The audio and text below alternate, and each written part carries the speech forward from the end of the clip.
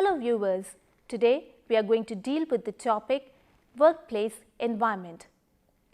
The objective is to familiarize the students with the effects of workplace environment on health and safety.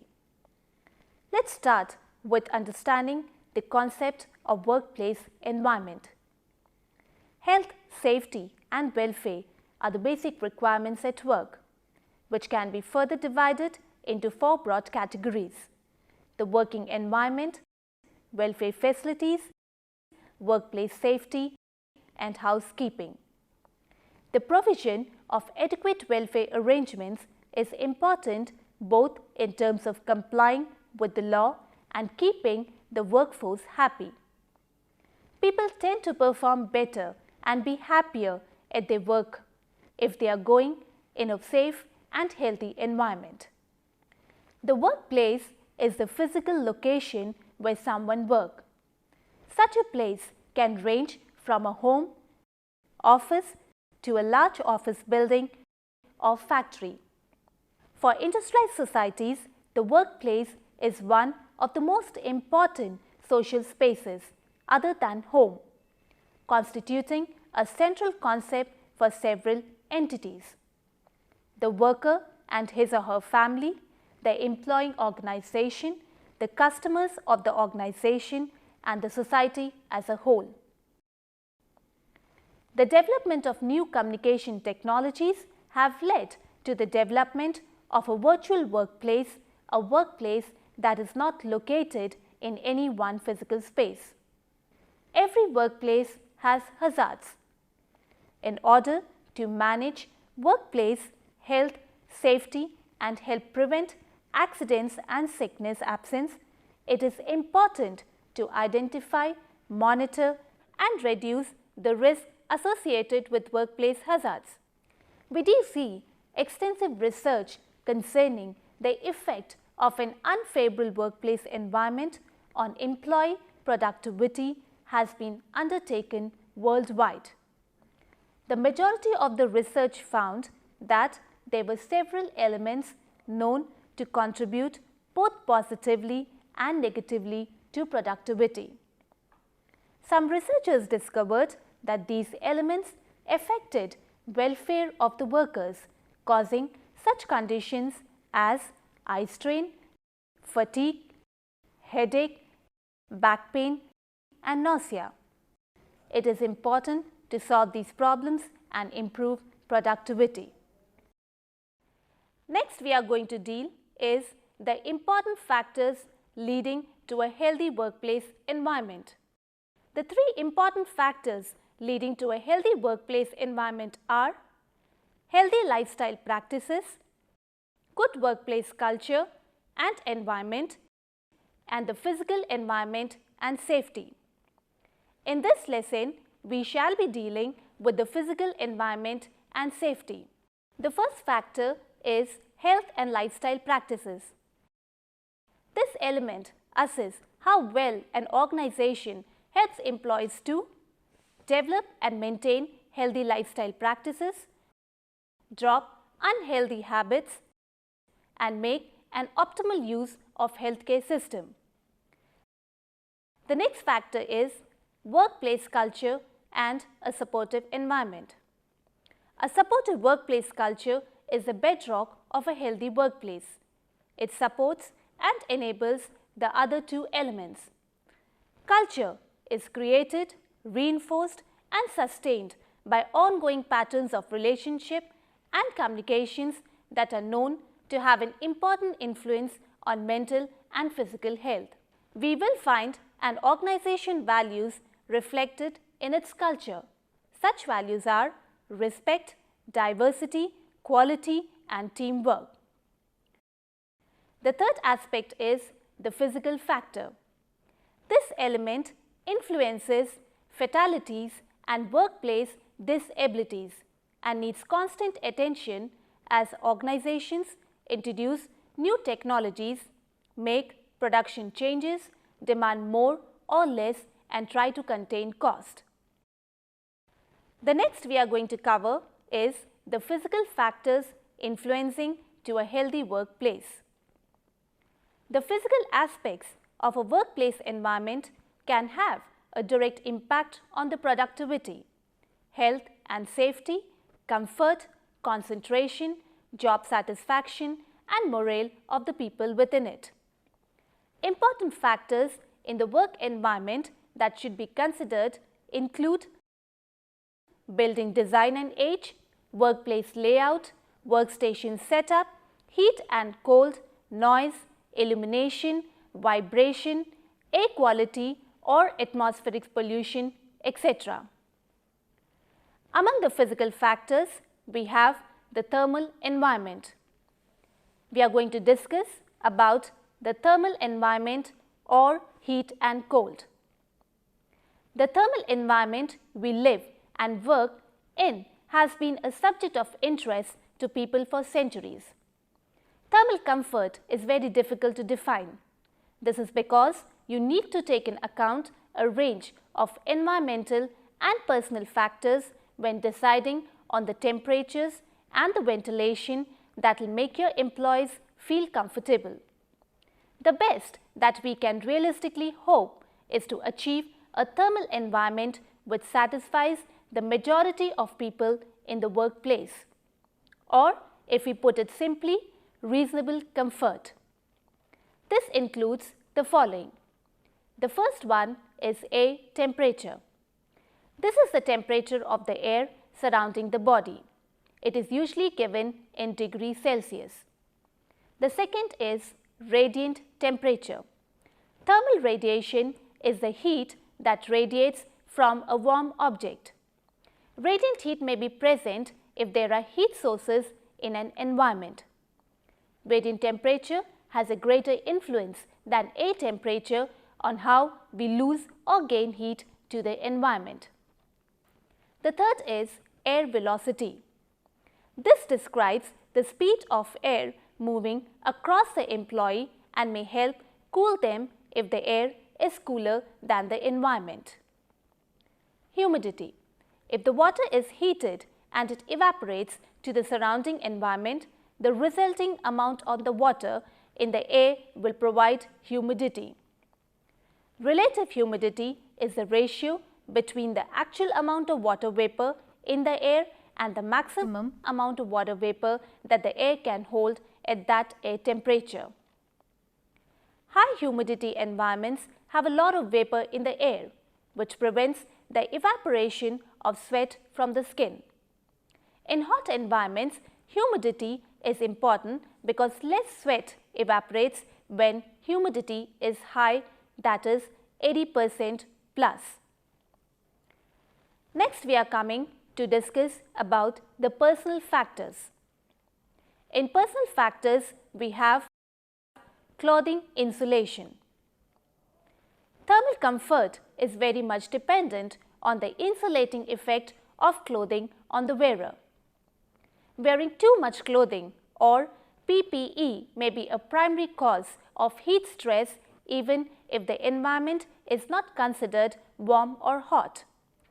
If clothing does not provide enough insulation, the wearer may be at risk from cold injuries such as frostbite or hypothermia in cold condition. The next factor associated with physical is work rate or metabolic heat. The more physical work we do, the more heat we produce. The more heat we produce, the more heat needs to be lost. So, we do not need to overheat. The impact of metabolic rate on thermal comfort is critical. A person's physical characteristic should always be borne in mind when considering their thermal comfort, as factors such as their size, weight, age, fitness level and sex can all have an impact on how they feel, even if the other factors such as air temperature, humidity and air velocity are all constant. High temperature levels. High temperature levels lead to lethargy and tiredness as a result of increased body temperature, leading to possible efficiency decreases. Whereas low temperature levels decrease in efficiency due to cooler body heat and shivering. High humidity in itself may not be a direct problem, but it does increase our susceptibility to high temperature levels as evaporation of body sweat is impeded. Low humidity levels also have a debilitating effect on our ability to breathe and swallow without discomfort, as our mouths and noses can become dry due to the increased level of evaporation in the surrounding environment. The next physical factor is noise and illumination. Noise. Noise is an element of the work environment which has an important role in affecting employee productivity. Too much of noise, such as sound from equipment, tools, and people's conversation, may prevent workers concentrating on their jobs, consequently decreasing their productivity. However, people cannot achieve good performance in a silent environment because at some level, sound may generate a healthy background and can also assist employees accomplish their work. In general, noise can influence employees while doing their work, and the impact can be both positive and negative. If there is a soft background sound which is coming from instrumental music and there is an employee who has to tackle claims from some impatient customers, the background sound in turn will assist him or her to become more relaxed in solving the customer's problem. In contrast, if the sound background is quite hard, which may develop from the telephone ringing and loud conversation among people in the same room, this situation can hamper both the employee and the customers. There are several methods for controlling the noise in the office: proper contraction, sound absorbing materials, sound absorbing devices, and masking. The next factor is illumination or lighting. Working in dim or overbright work environments can result in eye strain, headache, irritability, and inevitably reduced productivity. Light sources including the sun can create unwanted reflections, glare, and shadows in the workplace that can cause discomfort and distraction and can interfere with the performance of visual tasks. Low levels of lighting can cause depression, which for some people may be severe. There are two kinds of light that are available to office. The first one is the natural light and the second one is the artificial light. Natural light is a free resource that enters the office through window or skylight, whereas artificial light is a kind of light which is produced and designed by mankind. A poor lighting system may reduce performance as well as productivity. More lights for some workers may be helpful in overcoming their task. However, for rest of them, especially those who have to work in front of computers, excessive light may cause difficulties viewing the characters on the screen. In addition, those employees who work in a better quality of lighting are likely to create faster work with few errors compared to those who work in a poor lighting. The next factor under physical is vibration. Whole body vibration, example from riding a mower, can affect comfort and performance even at low levels and cause damage to the spine, stomach pain, and gastrointestinal complaints. Hand-arm vibration, such as from hand tools, can have a negative effect on muscles and the skeleton and can contribute to carpal tunnel syndrome, low back pain, and vibration white finger. The next factor is air quality or atmospheric pollution. The last element of the work environment which has impact on employee productivity is air quality and atmospheric pollution. Poor air quality can raise a negative impact on employee health in the form of respiratory problems, headaches and fatigue, which in the long periods will reduce productivity. The air quality contains 4 factors that are temperature, humidity, ventilation and cleanliness. A comfortable work environment is a building or room in which workers can generate their work properly, as it clean with proper range of temperature, enough ventilation and an adequate humidity. Too little humidity level may cause magnetic tapes and discs to stick during processing operation, whereas too much humidity on the other hand produces condensation on the electronic parts of the equipment and causes short circuiting. Ventilation is important for the control of dust, fumes, gases, aerosols, climate and thermal comfort factors. Exposure to different types of dust can result in fibrosis of the lung, allergic reactions and asthma attacks. Various vapors, gases and aerosols have the ability to cause respiratory and skin damage. The air needs to be circulated, otherwise it can increase the temperature and which in turn may cause discomfort. Air circulation is also essential as it can avoid people inhaling inadequate air. Electric fans to make sure that air is circulated well. Next is radiation.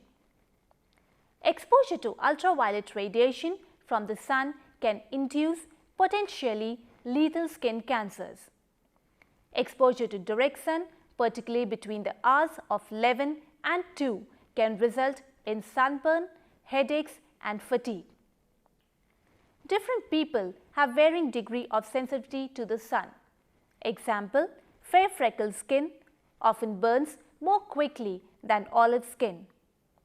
Precautions for avoiding sun exposure should be followed diligently by everybody.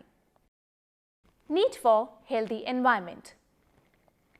It is widely known that being in work is good for people's health and well-being, but it's increasingly being recognized that a healthy workforce is beneficial to employees too. By creating a positive, safe and healthy environment for employees, one can increase morale, improve your employees' work-life balance and in turn positively impact your business. So, proper attention to work health and safety has extensive benefits. The benefits are: healthy workers are productive and raise healthy families. Thus, healthy workers are a key strategy, that is, goal for overcoming poverty. Workplace health risks are higher in the informal sector and small industry, which are key areas of action on poverty alleviation, where people can work their way out of poverty. Safe workplace contribute to sustainable development, which is a key to poverty reduction. The next benefit is the process of protecting workers, surrounding communities and the environment for future generations have important common elements such as pollution control and exposure reduction. We do see that much pollution and many environmental exposures that are hazards to health arise from industrial process that may be influenced by occupational health and safety programs. At the same time, occupational safety and health can also contribute to improving the employability of workers through workplace redesign, maintenance of a healthy and safe work environment, training and retraining, assessment of work demands, medical diagnosis, health screening and assessment of functional capacities. Occupational health is fundamental to public health, for it is increasingly clear that major diseases, example AIDS, heart disease, need workplace programs as a part of disease control strategy. Now we have a question: How can a healthy workforce help prevent absence? The answer to this is, the obvious benefit of having a healthy workforce is that healthy employees are absent less often. Healthy workers are more motivated to stay in work. They recover from sickness quicker and are at less risk of long-term illness. In addition to it, organizations stand to make substantial cost savings by promoting health in the workplace and reducing sickness absence. How can a healthy workforce improve business performance? By simply promoting good health among workers and creating a positive environment for work. We could reduce employee turnover and recruitment cost. There are a number of other significant benefits of a healthy workforce. By encouraging and promoting a healthy workforce, we can improve productivity, business performance, staff morale, and employee engagement. One can also be able to reduce accident and work-related ill health, sick pay cost, insurance cost, pressure on employees covering for those who are absent. At the same time, a healthy workforce can demonstrate corporate responsibility. Our customers not only expect us to have high standards of health, safety and well-being, but also be socially responsible, and the business can have a more positive public image. So let's conclude this topic, the workplace environment, by saying employees are very important assets that the organization has. A good organization is the one that can nurture its employees. One technique is to nurture the employee by paying attention to the office environment. Many employees spend most of the time on generating activities in the organization. Thus, the organization environment plays a very important role. If the organization would like to maintain better productivity, there are 4 factors of the office environment under which it has an impact on employee productivity. These are lighting, noise, color and air quality. All of these factors cannot be treated separately as they connect with each other. For instance, even though the lighting system of the office is desirable as it meets employee needs, the noise in the office still has to maintain to ensure that employees can work in a favorable working environment. An adequate lighting system, noise, color as well as air quality can impact employees both physically and psychologically, and some health problems that may occur are headaches. As a result of poor lighting system and undesirable noise, respiratory problems as a consequences of poor air quality, fatigue as a result of inappropriate of selecting color, and so forth. In the long term, these problems will impact the financial well-being of the organization. In addition to it, in order to maintain employee productivity, administrative office managers are recommended to organize the office environment based on an ergonomically sound office, in which all of the office environment's aspects can be appropriate for employee. Once again, we would like to conclude by saying that a healthy workplace is very important for an employee in the organization. The other aspects such as noise and vibration, illumination, atmospheric pollution, heat and cold will be discussed in the future lessons. Thank you viewers and have a nice day.